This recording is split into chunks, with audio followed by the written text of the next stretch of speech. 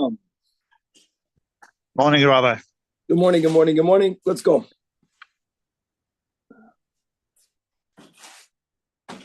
Wow.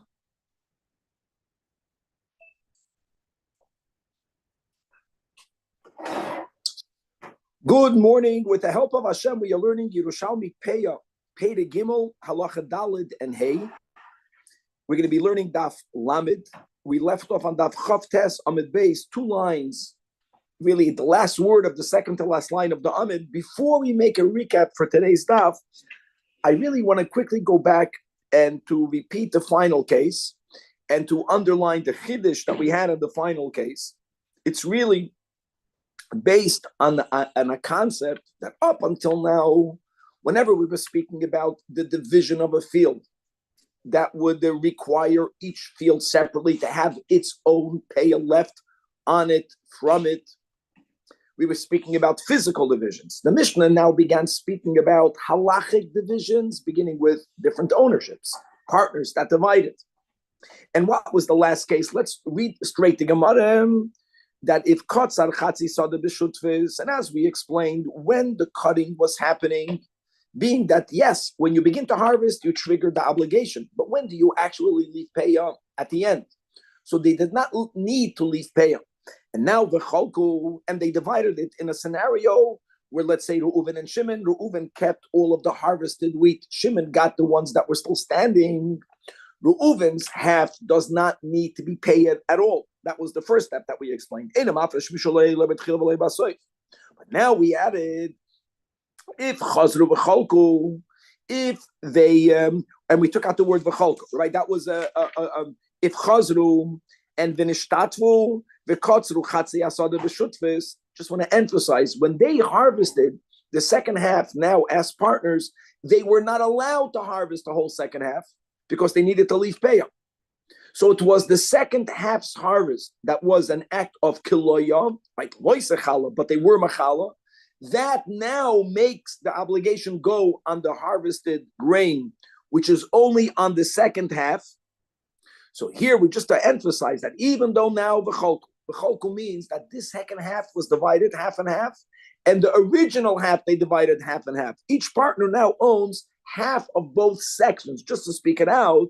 So nevertheless, you would think that once the obligation went from the Kama on the Eimarim, let it now go back on all of the Eimarim. Komash Malan, the Chiddush, that it never goes back on the first half. And that's why we took out the word Einoi. We are goydes mafrish. Mishaloi Shabbasoif, al Shechaveri Shabbasoif. The second half has to be paid by leaving a 60th. Who has to do it? Each partner is chayiv to do it. Now, of course, you don't have both partners taking from their quarter a 60th of the half. That you don't do. But the chiyuv is on both of them. If one does it, the other one is exempt. If they want, each one can take half of the 60th, even better. But the chiddush is, we don't say that it goes back on all, it only remains on the second half. I just wanted to speak it out. And now we're going to give a quick intro to today's daf. And just like in the case of the Mishnah, we are speaking about a field that's divided not through a physical division, but through a halachic division. In the case of the Mishnah, 2 owners. Each owner has to be mafresh payah from his chelik on his chelik. We're going to now learn Rabbi Yechanan and Rabbi Shua ben Levi. Each one is going to give a very amazing case for which people should drink coffee, make a l'chaim, whatever you need to do to halt cup. And each one will have another nuance of a chiddush, all based. Let's begin bekitzed with Rabbi Yechanan. We learned like this. We learned this in Daf Chav Dalet. The chiyuv of payah is understanding grain. If a person completely harvested the field, since they did so be'isur, that is what shifts the obligation from the Kama on the Iman. On Daf Chav Dalet, we spoke another detail in that, which is like this. If I harvested part of my field and I designate the remaining part as payah, whether it's because it's a 60th left, whether because I want to go beyond the obligation, doesn't matter how much. Once I designate whatever is standing as payah, even when I only begin to harvest that payah, I already shift the obligation on the oimarim. That is what we learned on Daf Chav Dalet. Today we're going to learn a building built on that. That even though when you begin to harvest the designated payah, you shift the obligation. Now on the oimarim, on what oimarim? On the oimarim that already was cut, and on the oimarim that you intend to cut. But if when you violated the loy sechala by beginning to harvest that which was already left for payah, if at that point you don't intend to harvest all of the remaining of the field, only part of the remaining, the chazra payah lo imarim only goes on the part that you intended, and it does not go on the final comma, as we'll speak out inside. That will be the basis for Rabbi Yochanan. Rabbi Shua ben Levi, which will be the final sophisticated case, where you have a chalukah of a field not based on the mitzias, but based on a halachem, ultimately leading to the rule that you cannot separate payah from one chelik on another field. It's going to be based on a rule, and that is that prior to grain reaching a third of its maturity, it's bechlal not considered oichel, not even shachas, and therefore it's not included in the chiyuv of payah, as we learned on the Mishnah on Daf Yud Beis, that for anything to be chayv in payah, it has to meet all of the 5 prerequisites. First of the 5 is oichel. Now I know that most people will not harvest until it's fully ripe, but we already introduced the concept that if it's fit, ra'ui, and you intend, it's machshavit. If it's not even a third, it's not shayich. It doesn't belong to the universe of payah, and that will also play a role in a unique case of Rabbi Shua ben Levi, in which, because of the halachic status of the produce, 2 parts of the same field will not be considered the same field, as we'll speak out. Let's leave it at that, and then we'll learn it inside. We're going to move on Daf Lamed to the new Mishnah, to Halacha Hey. Halacha Hey is going to speak about someone who sold only the trees of his field. He retained all of the land for himself. The buyer was going to uproot the trees and replant it in the buyer's land. But those trees were filled with produce. And prior to the uprooting, the buyer is going to harvest the trees. The question is, upon whom is the chiyuv of payah? On the land owner or on the tree owner?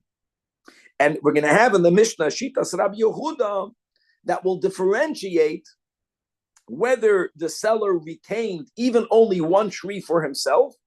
Rabbi Yehuda says then the chiyuv of payah for the whole field will be on the seller, versus if the seller did not even retain one tree, if all the trees belong to the buyer, then the buyer, as we'll see, will have to be mafresh payah. And the Gemara is going to quote B'Shem Rabbi Yochanan to explain the rationale behind Rabbi Yehuda. We're going to learn a Mishnah that we have in Chulin. It's a Mishnah about the Reishis Hageiz. So we're going to chazer some rules of Reishis Hageiz. And we're going to have there also Shitas Rabbi Yehuda. And Rabbi Yochanan is going to correlate the Rabbi Yehuda and Peyah to the Rabbi Yehuda of Reishis Hageiz. And that will give the the reason behind Shitas Rabbi Yehuda. That's today's stuff. So let's begin. If you missed the introduction, don't get nervous, but you have to really be machav and you have to focus on what we're talking about. So here's the case. Amar Rabbi Yochanan. Chotzar chatzi sada. You harvested half of the field. We are going to learn this Gemara like the Maharafulda. This is important, guys. That when people, I'm not a farmer. When people harvest, there are some times that they take a break in the middle. That's fine. There are some times that the type of break that they took indicates that when they stopped, their kavana was atkan, and they intended to leave the rest as payah. That's the case of Rabbi Yochanan. I'll read the words of the Maharafulda. It's in the middle of the Mara, under the Gemara. It's like 11 lines from the bottom. Kotzar chatzi hasada vehifsik. Says the Maharafulda, v'kiven shehifsik nase ka'oimer. It's as if he said, Mikan ve'elech ani mafresh payah. The rest I'm leaving as payah. Okay, so that's the case. You cut half, you decided to be generous, you stop ba'oifen that you know you're not continuing. Halachically, the remaining is paid. As we spoke in Daf Chav Daled, Dani held up, that it's not about a 60th. Whatever amount I designated as payah, I'm not allowed to harvest that. If I even only begin to harvest it, that shifts the chiyuv from the kama on the cut. Now Rabbi Yochanan is going to add a nuance. On what cut? So normally, if a person is doing the sin, so they said, well, I'm not leaving payah. I'm going to cut the rest. Then it goes on everything, which means finish cutting the field. Now you have from the whole field, whether you have sheaves, it doesn't matter what you have cut grain. From it, you have to give a 60th. The case of Rabbi Yochanan is that this Chacham, when he violated the Lo Sechala, at that point, he did not have in mind to cut all of the field. He only had in mind to cut a quarter of the remaining. In other words, I left too much payah. I shouldn't have left. I don't have to. I only have to leave a 60th. Let's say a 60th would have been, you know what a 60th is? Guys, 1.66%. He has a big field. Yeah, he's very generous, too generous, he says to himself. So what happened was, the katzar chatzi chetzia, when he began to cut that which was lechatchila left as payah, which is a sin, which shifts the obligation to the oimanim, he didn't have in mind, I'm cutting the rest. I'm only cutting the half of the remaining half. Now turn to Daf Lamed. What did he end up doing? Bepoyel. He ended up cutting the whole thing.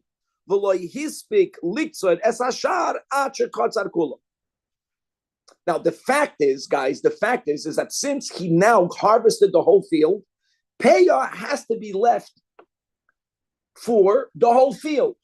From what are you taking payah? There's no more standing grain. What are you taking it from? From the harvested field. That we're not, no question. The ani is going to get a 60th. The question is, could I just take any and for everything? No. We're going to separate this field halachically into three. Aleph, Beis, Gimel. Aleph was the first half. When you harvested the first half, then you were doing everything bakashtas. Now that you decided to leave the second half, now the second half is really, it's 50%, 25%, 25%. I'm not going to use those words anymore. I'm going to say Aleph, Beis, Gimel. Aleph is the first half.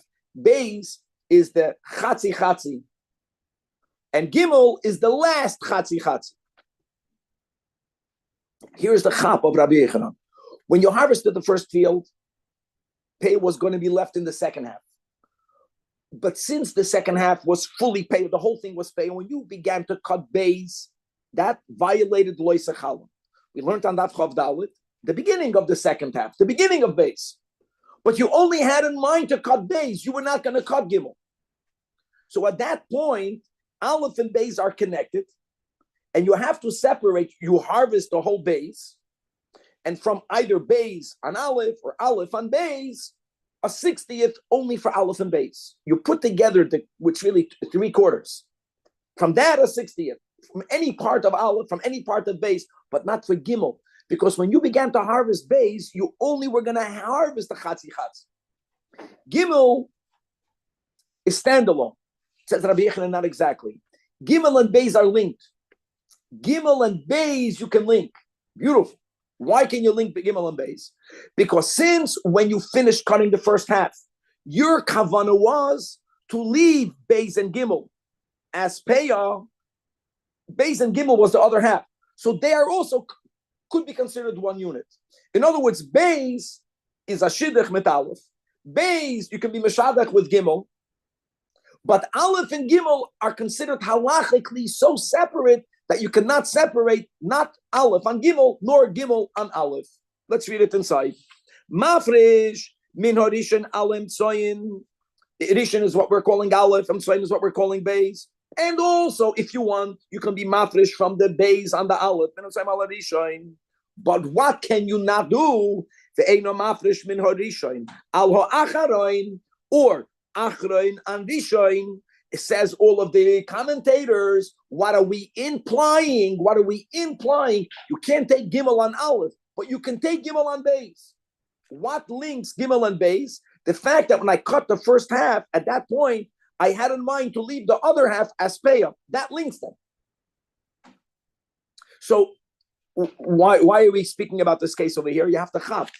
Based on, we learned a pedic and a half about Satcha from your field on your field. You can't be mafresh from one side on the other. Here it's one field. But just like the Mishnah spoke about different ownerships, that they divided and then they remade a partnership, that halachically separates them. My kavana separates these halakim, and the bigger, and with the nuance that it's not that Aleph, Beis, Gimel are each one a different field. Aleph and Beis are connected. Beis and Gimel is connected. But we don't say, I'll give you a mashal we have by, when did we have this? We had this in Masechta Brachas in the Yerushalmi and in the Bavli, like when you have to make a zimun. So sometimes you have two different groups. You want to know whether you can count them together. So sometimes if the shamish is mashamish both, remember that? So since the shamish is serving here and there, he unites them. We don't say it always throughout the Torah. We don't say since what we're calling Beis, the middle, is connected to Aleph and connected to Gimel, so it's all connected. You can be mafresh or 60th from anywhere. You don't say it. You're welcome. Rabbi, what will be the One second, Shlomo, 1 second. What are you saying? So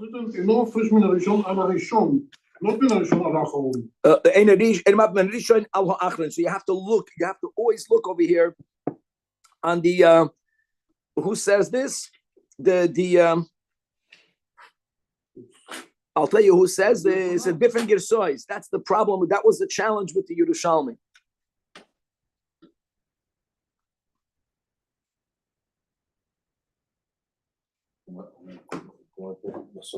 Look inside the Pnei Moshe. No. But I know that. Yeah, but I'm saying, but he got it from someone. Eina mafresh min harishin al harishin min chatzi chetzi shekotzer batchila al chatzi ha'achroin shekotzer basoif. Gidon, for you. You look inside the Pnei Moshe, the last narrow line. The koider oisam rishoin. Why is it called rishoin? It means the achroin. K'moy min hakotzer el hakotzer. You ever heard that expression? Min hakotzer el hakotzer. What you mean is from one end to the other end. He's calling this end and that end rishon. It means achron. Okay, and what were you saying, Shlomo? Just for me to have the halacha, what will be the halacha? Let's say if we say it's not linked. Now we say that Beis and Gimel are linked. What will be the halacha if they are not linked? Beis and Gimel would not be linked. Then you can only be mafresh from the first 75%. Take that, and from anywhere of the cut grain, take off a 60th. But Gimel will have to have the 60th separated only from it on it. So it's always a 60th. It doesn't matter, just like if it's cut it already or not. That's the whole thing. Very good. But Shlomo, I know you're coming in a little bit late. This in the train, but how come? First of all, yes, the ani is not getting less. That's the first thing. We're learning prakim, dafin. Not about more or less. It's about from it, on it, and not from it on a neighboring, on something else. Another thing, just all of this. In other words, we learned 3 steps. Step number 1 is the chiyuv of pay is only on the common. But if you were machala the whole field, if you violated loisachala, it goes to the oimar. We learned on Daf Chav Daled. I'm going to do this bekitz because this is so beautiful. We learned on Daf Chav Daled that don't only say loisachala goes on the oimarim if you were machala the whole field. No, we learned that once you designated payam, if I even cut one stalk of that, I was machala. Says Rabbi Yochanan, 1 second. If I was intending to sin, not by being machala everything that I left, but like in our case, only what we're calling Beis, only them Tsoim. Yes, Beis, because I began to cut Beis, the chiyuv goes on the oimarim. On whose oimarim? On all of the oimarim of Aleph, and of all of the oimarim that I will create from Beis. But it does not go on Gimel. That was the word. So Gimel is out. But now you would think, so Gimel is standalone. No, since Lechatchila, Beis and Gimel was going to be Peah, they're also linked. Okay, that was it. Now, similar, but not the same. A similar concept. And as we mentioned in the intro, You know what's chayiv and peya? So we learned in Daf Yud Beis. Oichel, Nishmar, Gedulav Min Haaretz, right? These are the first three that actually overlap. Even Trumas Umaistas have to have these three. Let's begin with Oichel. Oichel means food. What's food? So we already learned above. Shachas is also chayiv and peya. Why? Because shachas, which is when you harvest not yet mature, after it's a shlish, it's roi lachila. I won't eat it. I would rather give the inferior to my animals, but it's still achila means achila asad. Now oichel, the pshat of oichel is not something that you planted for a dye. Okay, not something that you planted for a spice. Spice, lohoisef tam is not oichel. Oichel is nourishment, human nourishment. There's another rule that there's a given. If the tfua is not even a shlish, it's not called oichel. I don't care what your kavanah is. Now, l'may nafkamina, same concept that halachically it separates fields. I'm going to go with Aleph Beis Gimel. It happened to be that in the case of Rabbi Yechanan, Aleph was 50%, Beis was 25%, and Gimel was the final 25%. Here it's going to be a little bit different. Doesn't matter. I'm going to still use Aleph Beis Gimel. You now harvested the entire first half of the field. Now, what happens when you did that? Let's speak out. When you harvested, since when you began to harvest, David, only that half is chayiv and peya. You needed to leave from the first half. You needed to leave peya. You did not leave peya. What did you do when you did not leave peya? You're a machala. But for like his pick litzor chatzi chetzio.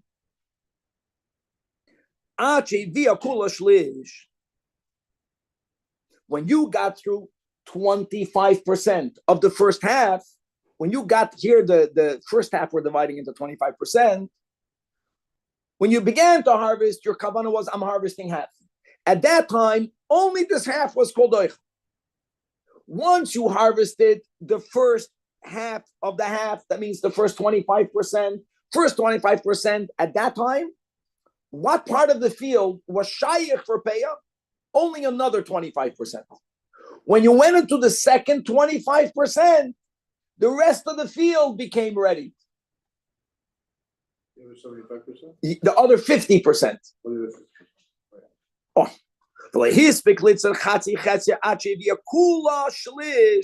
How great is that? Now, if this happened, when did that happen? When you finished the first quarter. Means when you harvested the first quarter was linked to what? Halachically. It was only linked to the second quarter. Means when I was harvesting the first quarter, the halskap, since at that time, the 50%, we're going to Aleph Beis Gimel. Aleph is the first quarter.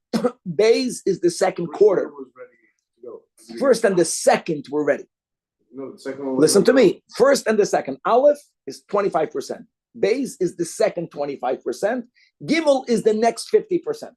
You with me? Now, one second. When I began to harvest Aleph, at that time, both Aleph and Beis were under the obligation of pay. When I began to harvest Aleph, I did nothing wrong. I'm beginning to harvest. Where would I leave pay then if I would follow the halacha? I would leave it in Beis, not in Gimel. Gimel is not shaykh. Now I finished the whole Aleph. I began to harvest Beis. When I begin to harvest Beis, the whole Gimel becomes Roy Lepei because it hit the third. What this guy ended up doing was he harvested the whole thing. He left no pay understanding. So what's the din now? So we learned. If you are machal of the field, the obligation goes on what? It goes on the cut produce. Rabbi Shimon Levi says, oh, yeah, but can I give from anywhere on everywhere? No. You cannot say it goes on the Imarim. It's okay. Weigh it. Give 1.66. Give a 60th. You can't say that because Aleph, Beis, and Gimel are going to be separate parts. Yes, Aleph and Beis are linked. Yes, Beis and Gimel are linked, but it doesn't link Aleph and Gimel. Similar to Rabbi Yechanan. Are Beis and Gimel linked? Beis and Gimel are linked because when you begin to harvest Beis, Gimel got ready. How beautiful. The Metzias. In other words, the Metzias means halachically. But since when I began to harvest Beis, Gimel became Shlish, so that links them. When I began to harvest Aleph, Beis was already a shlish. Aleph and Beis were together a shlish. But Aleph and Gimel, I finished Aleph. Only after I finished the first quarter, only then did the last half become a shlish. So you cannot combine them together. So even though we say chiyuv peah bekama, if you're a machala, it goes on the oimarim. You cannot put all the oimarim together. Nachmal inside, but his piklik said chatzi chatziyah achivia kol shlish. First quarter was already harvested. Aleph was fully harvested. Then Gimel becomes ready. So here again, mafresh min arishan al imtsoim, and also min amtsoim al arishan. Why you mafresh, David? Because this chacham did not leave any pay understanding. So it goes on the cut, but only Aleph and Beis. The einay mafresh. We're going to go with the girsa min harishan al ha'achrain. Or as you have Gidon for you, Rishon means Katza la Katza. Now, what does that imply? If the Gemara says you cannot be mafresh min Rishon al ha'achrein, what does that imply? That you could be mafresh on the achrein on the emtsoim. You could be mafresh on the emtsoim on the achrein. The only thing that you cannot link are the edges. But the middle goes with each one. Happens to be that in his case, the middle is 25%. The middle. Or let's say it's the second. You're going from playing football. You're going from here to there. It's yard the base 26 to 50. The case of Rabbi Yechanan, the base was yard 50 to 75. That doesn't matter. The concept is the same. Okay, moving on. It's amazing. I just want to say to Gideon's credit, that's why it was so hard to learn the Yerushalmi. In other words, the Girsa was Rishon. We're explaining it. It becomes difficult if you didn't have all this backup. You would break your head. You wouldn't understand what he's talking about. It's hard to understand the pshat, and they spoke that way. The Yerushalmi spoke that way. It's amazing. How do you understand Rishon al Rishon? So the Bnei Moshe says Rishon means minakotz ala kotz. Rishon means Rishon acher. It changes everything, but that's the way everyone explains. Okay, let's go right. Shlomo Shatmachas. Yeah, they spoke different. They speak different. They speak very bekitzer. Because I'm sitting here with the Schottenstein. It says also Rishon Arishon. Yeah. In other words, Yerushalmis, they say one thing and they mean something else. They mean the opposite of what they're saying. It's worse. They say Rishon, they mean Achmen. Rishon from the end. From the other end. Yes. It's a way of thinking. But it's obviously Rishon, because if not, what's the Chiddush? Of course you can take Min Rishon al Rishon. Okay, next mission. So halacha, the fifth Mishnah of Peri Gimel. The word kilchei, there's a machlokes technically what it means. We're going to go that kilchei, rashirilio. Kilchei means tree sprouts. Tree sprouts, this is just a technical thing. It means little saplings. This is the way it works. We already learned with the onions. If you overly pack land with produce, in the short term, it's great. You're getting more. In the long term, one will disturb the growth of the other. Many people, their business is to sell trees, not land, just trees. Here today, you can go buy trees. You all have a property. You want to plant an apple tree. What trees do you buy normally? You buy little trees. Where do they plant? They plant them in the ground. And at some point, the seller, the landowner, sells all of those saplings. That's the case of the Mishnah. The case of the Mishnah also happens to be that when he sold these Eilanos, they happen to be filled with fruit. It's not our law. Everything is kosher. The buyer would remove the trees. The buyers, when they would buy them, how these details the Mishnah doesn't go into. Can they leave it there? What? They have 15 days, they have 2 days, they have a month. Lord doesn't care. Doesn't matter. The buyer only owns the trees. The buyer does not own the land. The buyer is going to replant the trees on the buyer's land. But before he does it, if the trees are filled with fruit, he's not going to remove it with the fruit. He's going to harvest the fruit. Those begashmi is who's doing the harvesting? The buyer. Who owns the land? The moicher. It grew on whose land? On the moicher. It grew when the trees belonged to the moicher. Who's chayv and payah? So says the Mishnah, ha-moicher kilchei ilah b'toich sodeyu. Let's go with the buyer bought every single tree. Not only when a buyer has to know what he's buying. When the buyer knows this mitzias, is the buyer accepting the obligation to separate payah, because the obligation of payah only begins when you begin to harvest. There was no chiyuv prior. It's not like Trumas or Meiser that automatically, when it reaches a certain point, it's Tevel. Here you trigger it by the harvesting. Okay. So the buyer has to do it. Now my question is, let's go back into the topic of this chapter, the topic of last chapter. What did we learn about an orchard? That only if there's a geder, is it mafsik between one part and the other. Normally, if I own trees, I can leave payoff from one tree on all the trees. Here you can't say that. Because what would unite one tree and the other? Only the land. The buyer doesn't own the land. The buyer has to separate payoff. But since he does not own the land, every single tree is like a field b'fnei atzmai. Even though there's no fence, like different owners, even though he owns them. Another type of chalukah. And therefore, the chiddush is, wow. Now, Rabbi Yehuda, Mosai. Rabbi Yehuda is not arguing.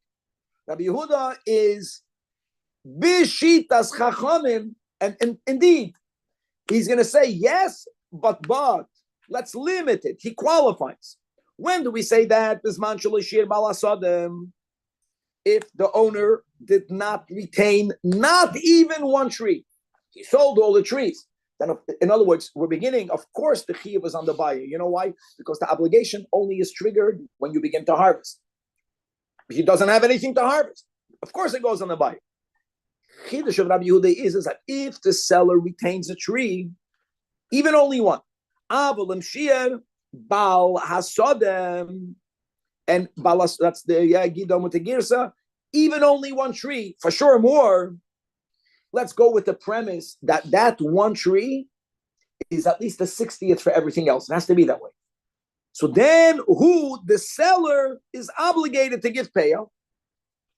And the beauty is, since the seller owns the land, he still owns the land. So from the perspective of the buyer, every tree is like a field for itself. From the perspective of the seller, by das Elyon, das Tachten, the seller owns all the land, even now. So first of all, the seller has to give pay. Now, why? We'll see. Why don't we say, hold on, let the seller only give for his tree? That the Gemara is going to discuss. The seller has to give for all the trees. The Mishnah's just focus is that you can have a reality where it depends from whose perspective. Is it one field or is it many fields? From the perspective of the buyer, it's many fields. Every tree is a tree. From the perspective of the seller, no, it's one field. So therefore, since the chiyuv is on the seller, why? We'll see in the Gemara, the seller from that one tree leaves payah for everything else. So technically, if he has one tree, so he leaves the entire tree. If there's 60 trees, he leaves the entire tree payah. Very good. And if the seller did that, he knew he's doing that. Yes. Now, let's go to understand why does Rabbi Yehuda Bechlal say that the obligation is on the seller. So we want to make it the easiest to understand. What would be the easiest to understand? Says the Gemara that ad kedoim means that until now, it means without a proof otherwise. If you're using seichel to understand the Mishnah, I would argue that when and why does Rabbi Yehuda say the obligation goes on the seller? We're not going to speak about the nuance, which is beautiful in the Mishnah, that the seller has one field because the land is machaber. That's beautiful. That we get. But why on the seller? Kishehischel liksor.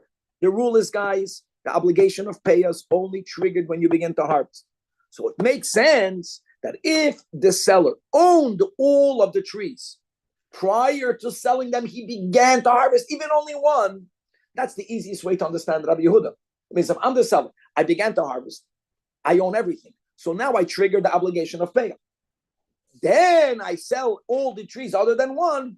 That makes the most sense to say that's why Rabbi Yehuda holds on whom is the chiyuv of payah? On the seller. When he triggered it, he owned it all. So all of it is on him. But maybe that's easiest. But maybe not. Maybe you don't understand the sheet of Rabbi Yehuda. Now, what would be the reason to say otherwise? The Gemara is going to explore. We're going to have noch two options. But maybe, says the Gemara, that's for sure.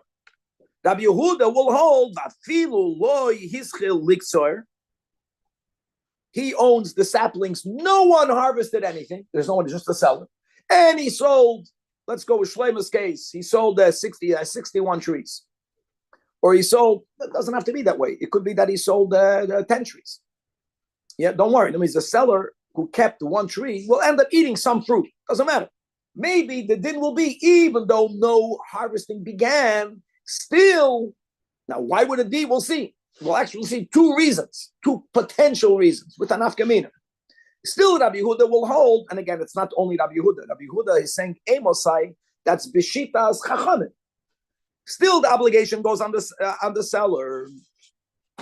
So, in other words, I don't know why Rabbi Yehuda says what he says. If I'm going to use my mind, I'm going to say option number one, but actually it's option number two.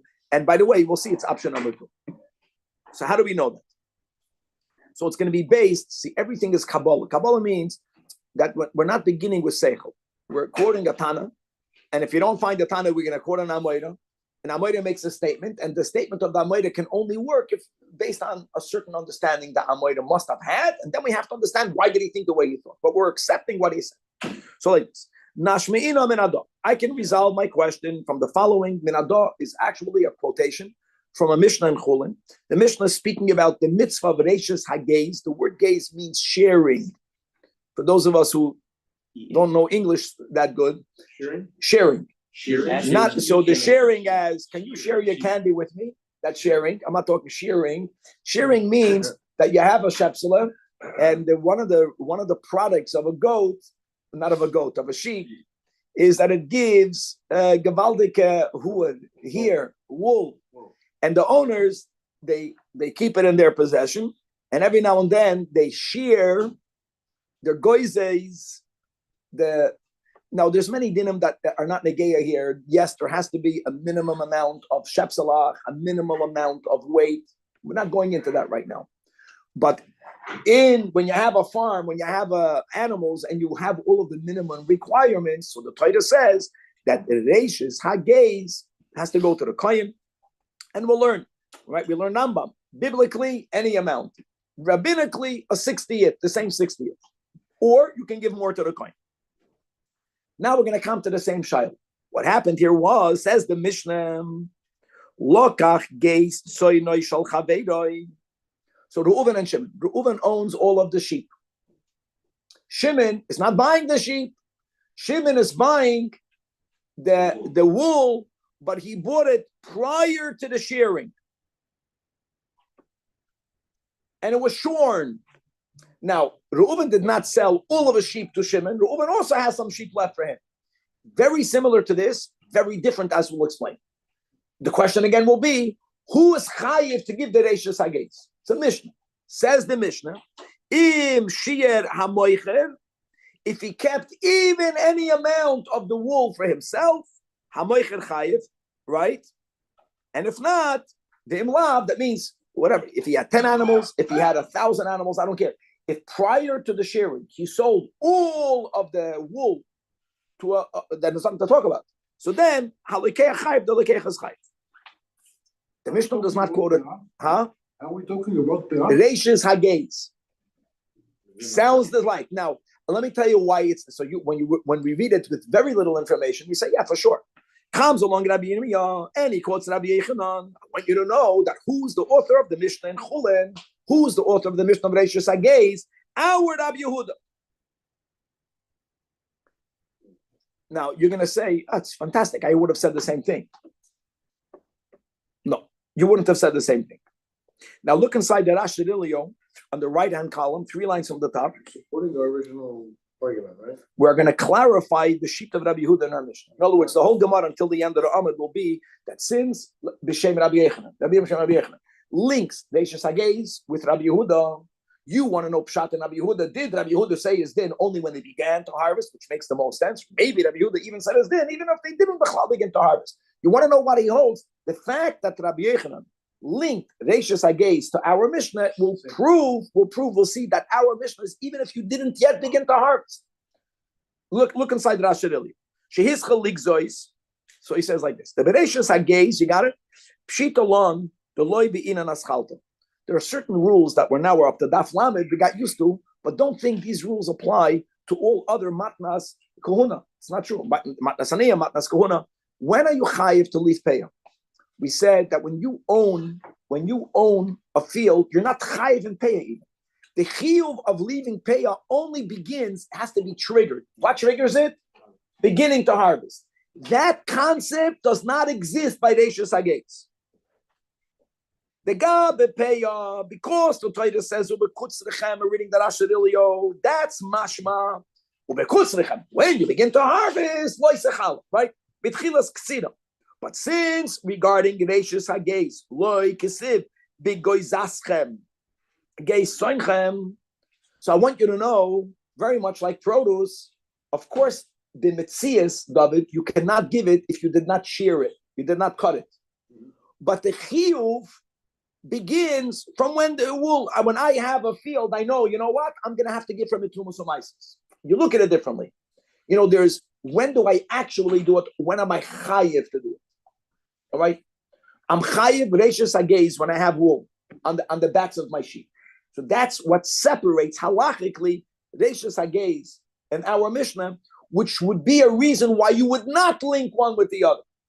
Umitzat Sheni, now that Rabbi Yechanan said, when you shear the wool, is not the same as harvesting.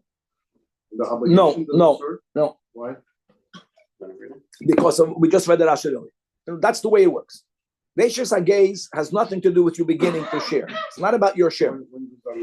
You can say on one level from when you own it on the backs of the animals, or you can say from when you have it after you finish. If you don't have wool, how can you give it? Like by Trumas, if you don't have it ready, if it's not a finished product, you're not chayiv. It's not tablet. So wait, it doesn't matter how you would. Huh?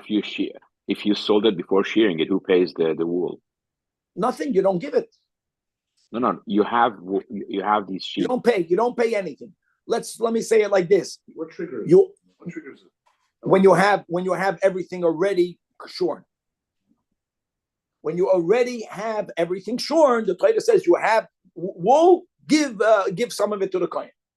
So in other words, since the beginning of the cutting has nothing to do with the chiyuv, and yet Rabbi Yirmiyah b'Shem and Rabbi Yechanan says that one is linked with the other. So look inside the Gemara. So Shan Yahi, this is B'Lashon Bitniya. Shan Yahi in Yiddish is Tzuden, Tzidein, Tamon, over there. Ben Shehischel Ligzois, Ben Sheloi Hischel Ligzois.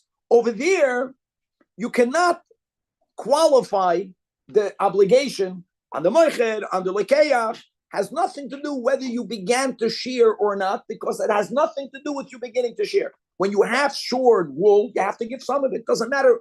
The chiyuv is from what you have already shorn. Let's word it that way. And what does the Mishnah say? And that's Rabbi Yehuda. If the Moicher left, the Moicher has to give for everything. If the Moicher left nothing, then the Lekeach has to give.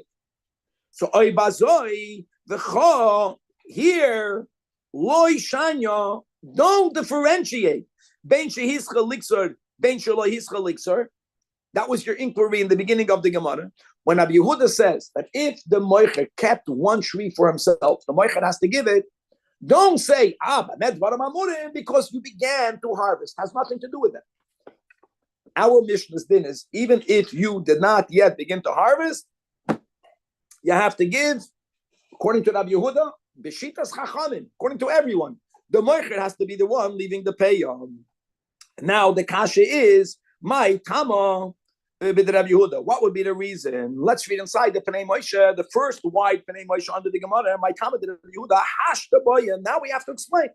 What's if we would have gone with option number one in the beginning of the sugya? What was option number one?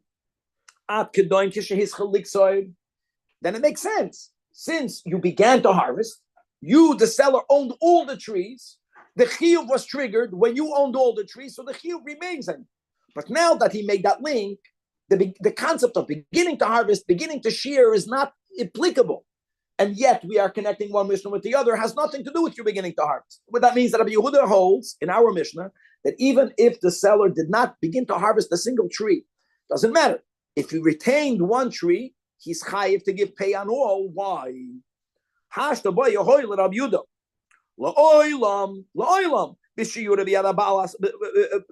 b'yad habala sada tolina. It has to do whether he owns a tree or not. As long as the seller owns a tree, even if the seller did not even begin to harvest, he has to give all of the payout. Why? And the Gemara is going to give two possibilities as to the reason, with a nafkamina of the two possibilities. What are the two possibilities? Option number one, Mishum the chayvas katzer b'kama. When do you leave payah from where? Ideally, David, from the harvested or from the non-harvested? Where do you leave payah from? From the non-harvested. So let's understand that what is sold is like harvested. Since chayvas payah b'kama, so that's why halachically the obligation will always be on the seller. Right, why is sold like harvested? Yes, because it's not yours. Why? Because they're both, they're not in your possession. It's not on the possession of the field. Because when I harvest it, it's not on the field's possession. Selling it halachically, it's not in the possession. Don't forget, Kavan, I'm the seller, right? Lamashal. I'm keeping the land. If I'm keeping the land, but I don't own the trees, it's like harvesting. It's not in my possession. Let's read the words in the Pnei Moshe. Umaytama. Either number one is the tame mishum the chayvus hakatzer bekama hanisheres biyadei. What does that? In other words, standing grain means that which is in his possession. So, in my field's possession, in my possession, if I sold it, the chayva doesn't go on it, or the chayva really theoretically would have gone on the buyer. But when it comes to business, you sell a product, it has to do with the kavanah of the seller, of the buyer, not an halacha. You know what the kavanah is? The seller wants to sell the buyer a product that the buyer will benefit more. In English, they say, the customer is king or something like that. What do you think the buyer would prefer? The buyer would prefer for him to buy something in which he doesn't even have to leave payout. It's easier for the buyer. So it's almost like the chiyuv really could have been, halachically, it could have been on the buyer. Narvas then, the seller, the Chachamim say, his kavanah was to assume the chiyuv on behalf of the buyer to make his product more attractive for the buyer. Oy mishum dahavale kemoicher chutz nechayvasoi. Buyer doesn't want to have to buy property that is encumbered with a chiyuv. You would rather buy a property free and clear. So the seller is accepting upon himself not something that he's chayiv to give, but that's rules. If you want to know, we have in other areas, and we say that kol hamoicher ba'ayin yafa moicher. Because we want to know what his kavanah was. If the seller assumed that obligation, then he assumed that obligation. Don't forget, since the seller owns all the land, he's able to assume the obligation. Oh, well, you can say the same thing about shearing.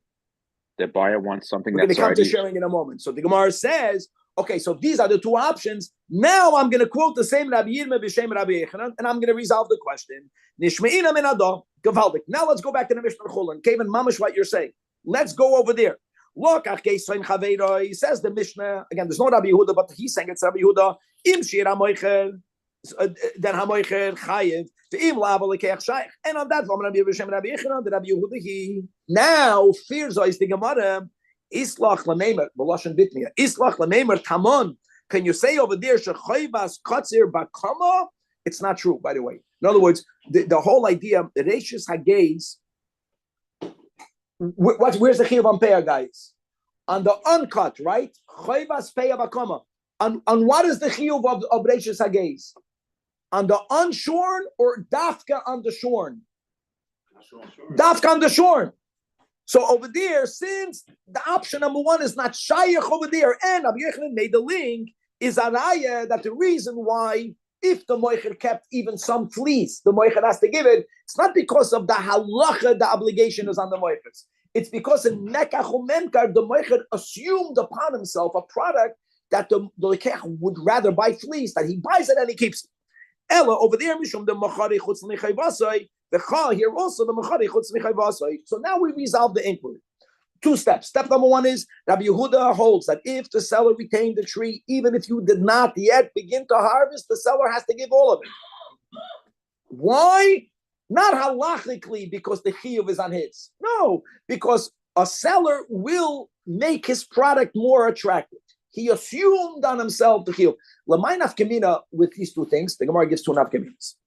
My nafkami benayim. Like l'may, once we resolved the first question of the Gemara, Shitas Rabbi Yehuda's, even before they began to harvest, who cares whether it's halachically the chiyuv of the meicher or whether he was, so to say, he assumed the chiyuv. The Gemara gives 2 nafkaminas. Nafkamina number 1 is Abar halakeach the hifrish. If the lekeach was the one in our Mishnah, the lekeach didn't know the halachas. He de facto he left payah. The lekeach did it. So in Teiman mishum chayvas katzir bekama. Look at the logic of the Gemara. Once the lekeach did it, he did it. Once the lekeach did it, he did it. And he uses the words: people can do actions that will incur a loss. Payah should have been left from the moicher. You know what they compare it to? Do you remember that we had in the first chapter? I'm supposed to leave payah at the end of the field. What happens if I leave payah in the middle of the field? Remember that? It's valid. In other words, he did not need to do it, but he did it. If he did it, he did it, and the moicher does not need to reimburse him. But if the that the Chachamim are saying, which is the truth, that a seller will sell something to the lekeach in a way where the lekeach owns all of it. This is about money now. Even if he's mafresh it, which by the way, what the lekeach was mafresh is pay up, but then he gets financial compensation back to the meicher. Hifresh v'noitel memenu damim. Another practical difference, very similar. What happens if nisraf chelkoi shel meicher? So now there's nothing left on the meicher to give. In Teima Mishum the Chayvas Katzer Bekama. So now Nisraf, and the Mara Fulda says Befedish 2 steps. Number 1 is what the Lekeach bought now is Mechoyev and Payah. And he won't get compensated. Because that's the rule. Remember that rule? If I harvested half of the field, remember those rules? So once the other half got burned, that which was harvested is completely exempt. From the moicher's perspective, he's completely exempt. The moicher is out. Now the chiyuv is chal on the lekeya. But the im teimar, it's not a halachic obligation on the moicher. But we assume that when you sell something, you want for the buyer to buy something unencumbered. So the moicher assumes more financial obligation. So the lekeach should buy a product that's more valuable. Then there's no mechila there. The im teimar b'shum kamoicher lechutz mechei v'asai. If nisraf, the moicher cannot be mafresh, but now the lekeach will be mafresh, like the Mishnah says, from every tree on each tree. But the neitel mamenu damim, the seller will have to cover the cost. Gavaldik, to be continued. Yeah, thank you.